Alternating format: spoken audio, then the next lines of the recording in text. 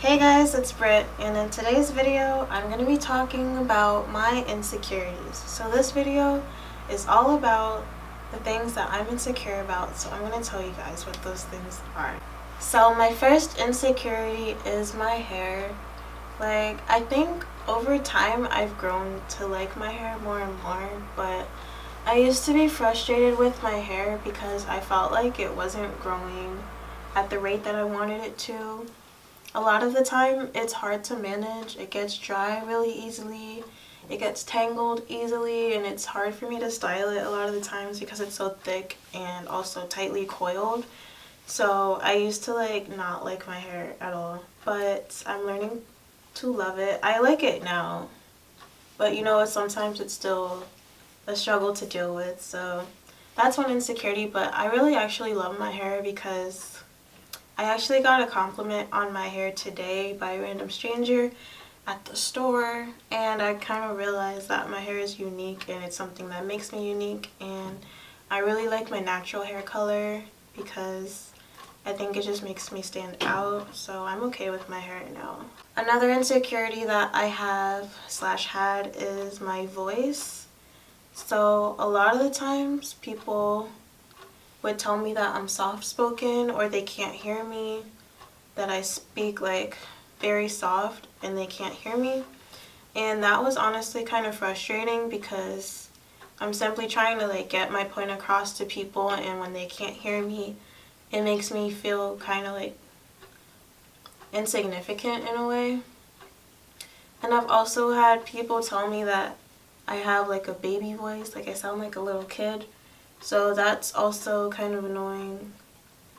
And yeah, so I used to feel kind of weird about my voice, and I think it just takes me projecting my voice more, but I'm okay with it because I feel I don't know. And people are always gonna have something to say, but it's kind of how you respond to what people say, and it's really about what you love about yourself, not about what other people say. But those are some things that people used to say about my voice to me, and to this day, sometimes it's still difficult for people to hear what I'm saying. Another thing that is an insecurity of mine is my nose.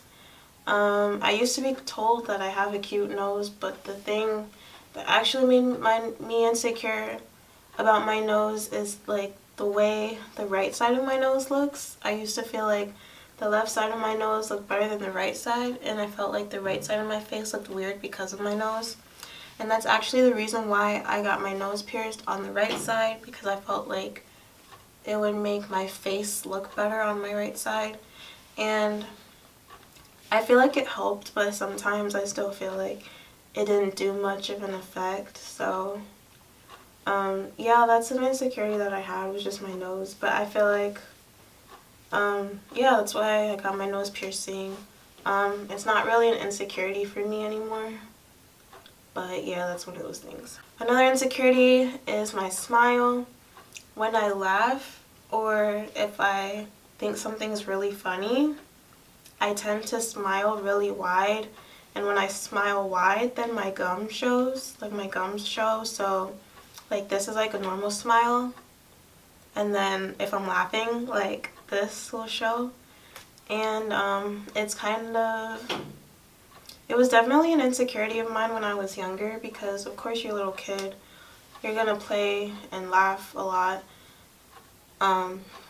And when I took a lot of pictures when I was younger, my gums would show, and I kind of felt insecure about that. So to this day, I still kind of have a really wide smile, but that's just something I have to deal with. Another insecurity is my belly. I used to always feel like I had a really huge belly, which I really don't, but the thing is that I'm kind of a small person. I'm really skinny, so I always felt like my belly kind of bulged out compared to the rest of my body. And I used to always kind of feel like I was fat when it came to my stomach, and I really don't like the word fat, but I do have a lot of belly fat. Like to this day I do have a lot of belly fat, but I think in my mind I was making myself think that I have a huge belly, but in reality I don't. But you know, it's like your mind kind of just plays games with you and makes you think something that's not actually true. So yeah, I always wanted abs. I used to kind of have abs when I played sports in high school, especially track. Track definitely put me in shape, and then after I stopped track, that kind of went downhill. So I aspire to get abs again one day. Another thing are my lovely chest areas. I have small boobs. I always have. Funny story is that when I started puberty, I kind of started puberty before most of my friends. So I used to actually have a bigger chest than my friends, and then one day they all just like grew up out of nowhere, and then I ended up like being the smallest. I remember I used to be insecure about them because when I played softball, I like literally I had the smallest boobs on the whole team, and that kind of made me feel some type of way, just because even when I was a senior and all the girls were younger than me, they still had like bigger boobs than me, so I kind of always felt like weird about that. But at the same time, it's kind of like a good thing because there's certain shirts that fit me easier because of my small size. So I kind of just have to learn to embrace that, and it's okay to not have, you know, a big chest, but it's okay. So there's only 2 more insecurities that I'm gonna name. The next one is body hair, and if you don't know, I am well, my parents are from the Caribbean, so you know, people from the Caribbean tend to be hairy. So the hair on my arms grows pretty quickly. Basically all my body hair tends to grow fast, and then the hair on my head just like does not change. But anyways, yeah, that's something I used to be insecure about, especially like when I was younger, because I just had body hair like at a young age, and wearing shorts was like, I used to always wear shorts all the time, and then started seeing like hairy legs, and I was like, what is this? But yeah, I kind of got over that, obviously, so that's not really an insecurity of mine anymore. And the last thing are my stretch marks. So even though I'm a small person, my hips kind of did grow at a fast rate when I was going through puberty, so I do have stretch marks on my hips.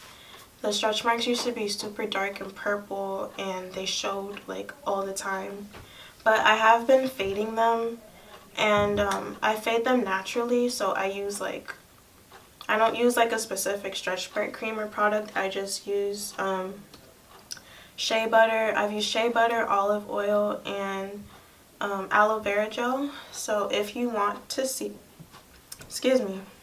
if you want to see a video of how I faded my stretch marks and what they look like before versus after, then you can just comment down below, let me know.